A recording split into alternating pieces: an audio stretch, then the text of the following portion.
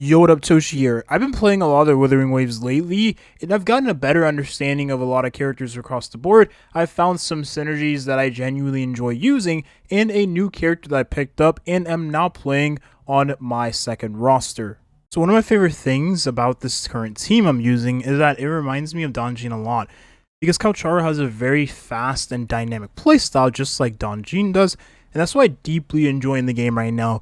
So I am playing a lot of more fast-paced, combo-centric, dynamic characters. And I thought, why not go ahead and talk about what is going to enable that playstyle even more and make and fuel the dynamic characters that I have been using right now, such as Kalcharo, with the upcoming character being Yinlin, who should be arriving in 1 to 2 days at the time of recording. So the current rate of banner features Jiyan, who is a arrow AoE damage dealer that is pretty much centered around his ultimate, with a few exception scenarios, but most of the time he is an ultimate dependent character because that's where most of his DPS comes from. When you are fighting many enemies, his AoE really helps with shredding those enemies, and when you are fighting single target, his ultimate helps with dealing additional damage to that single target. So he's all around an ult dependent character, which isn't very fitting considering the characters we have in the game right now. The only character that can really give him a ton of energy is a character like Yang, but if you're not using Yang, you're not really getting too much energy. So you're depending on the buff we currently have in the Tower of Adversity. But I assume we will get a battery or a character that is able to get his ultimate funnel energy to his ultimate a lot more quicker in the upcoming versions of the game. Honestly, compared to the other games I've played at launch, such as Honkai Star Rail, the first limited character of this game is rather weak compared to what I've experienced in other games, right? So that being said, he's definitely, most definitely a skip character. Unless you do enjoy his design, I will say he does help a lot with AoE. We have a lot of nice AoE damages in the game that are of the standard banner.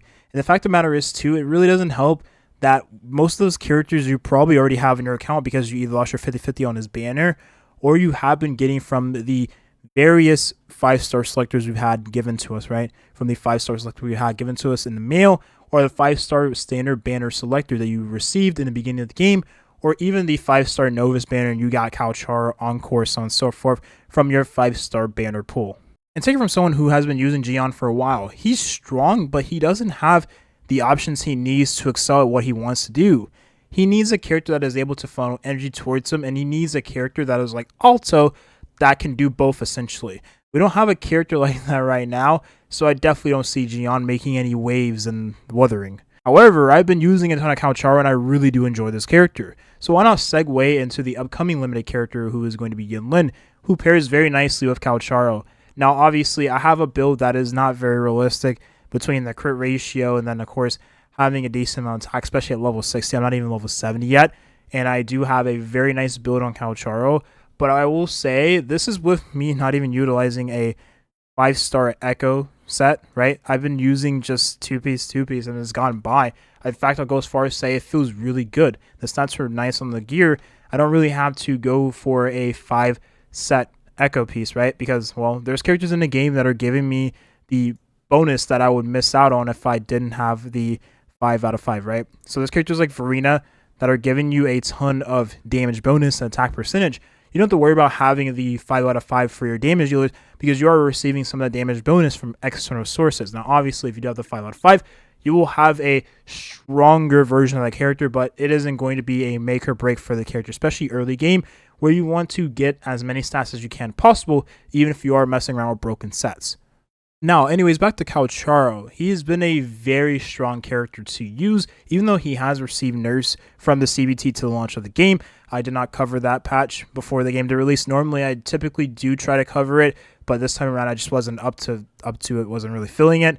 Probably busy with Honkai Star Rail and stuff like that at the time. As in terms of comparative to other damage dealers in the game, the only character I can compare him to is Jiyan in terms of power level. And despite Jiyan being a character that's a lot more easier to use than Kalchara, I still find Kalchara a lot more straightforward and easy to use as well.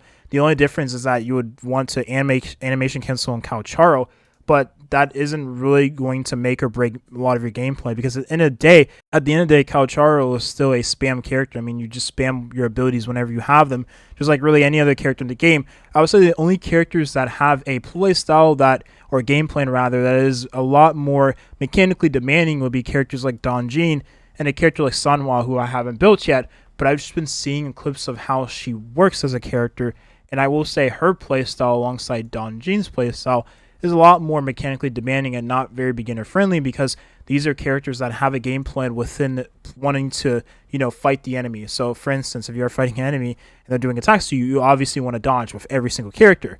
But if you're at 1 HP in the process of wanting to dodge, well, you really only have one chance of fighting the enemy, right? Because if you do take a hit there, you're going to die. And that's pretty much Donjing compared to other characters, whereas Sanhua wants to play a arcade-like game while you are fighting the enemy, so you have to focus on two things at once. Okay, what you are doing to the enemy and what the enemy is doing to you, and you also want to focus on the little forte circuit at the bottom of the screen, which is very difficult, especially if you're someone who does not have or is not familiar with mechanics like this in games, right? Action, RPG, stuff like that.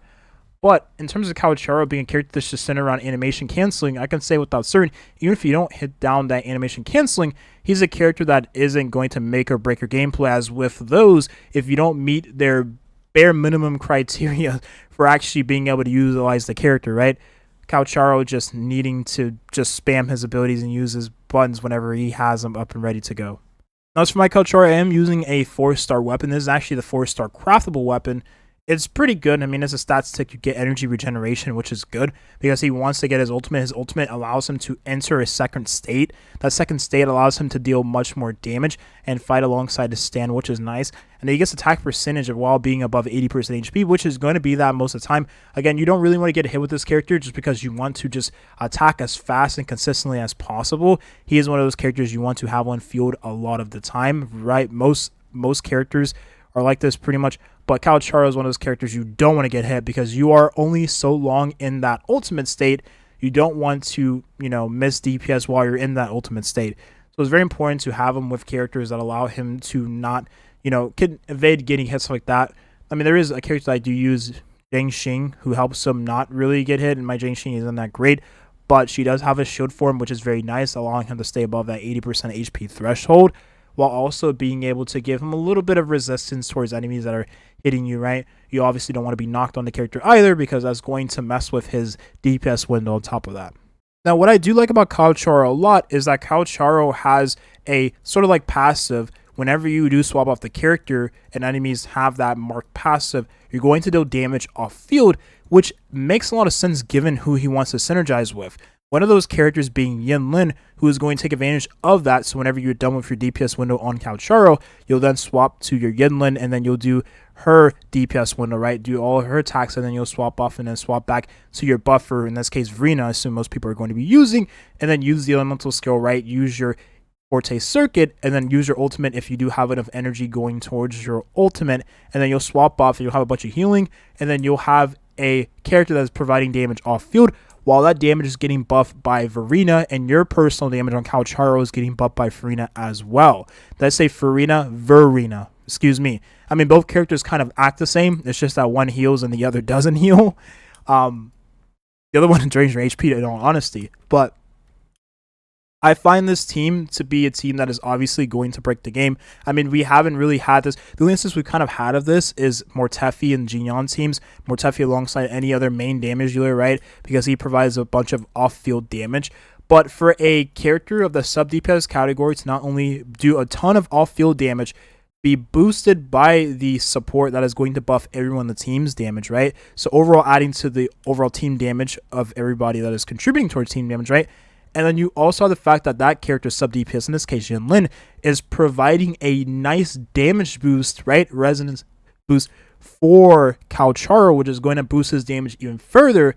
So that's going to effectively raise the DPS window of Kaocharo while still providing a lot of damage herself to the overall team damage. And you can see why they nerfed Kaocharo leading into the launch of the game, because this combo is obviously going to be extremely strong. Now, as I said before, what if we do receive the character in the future to help Jiyan reach his full capacity? Because right now we don't really have any other characters that are going to give him a ton of energy, such as Yang Yang, right? Imagine a 5-star version of Yang Yang and Alto that essentially gives energy to Jiyan and helps with boosting his damage as well. Then I would say he'd be a much better character, but as it stands right now, I don't think he's all that impressive, all honesty. I just think he's good because of the current buff we have in Tower Adversity. He has a solid kit. The problem is that when we are comparing the current damage dealers to what's existing and what's to come into the near future of the game, he doesn't really seem as enticing as Yinlin because of what Yinlin is going to overall contribute to her respective niche, whereas his niche still has a lot of work to be done, if that makes sense, right?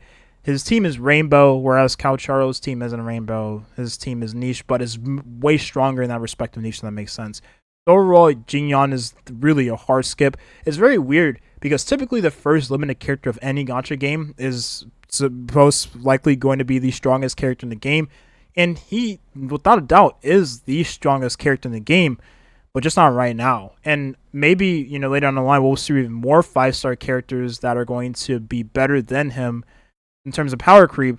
So even by that point, he may not even be the best character in the game then, which honestly, again, I don't know what Kuro was cooking with this. We're going to let them do their thing, and we'll see what they have in store for us, because honestly, this is the weirdest patch I've ever experienced. Aside from all of the issues that Kuro games have been dealing with, this is the weirdest balancing patch I've seen for a launch of a game, right? And I don't know, that's it. That's going to be the video. Thank you for watching, and have a nice rest of your day. Hopefully that answered a lot of questions and definitely explained my reasoning the best way I could possible. Just my experience of playing with Calcharo and Jiyan, and what I expect to come into the future of the game based on not only just this game in general and what I've experienced in other gacha games, right? Peace.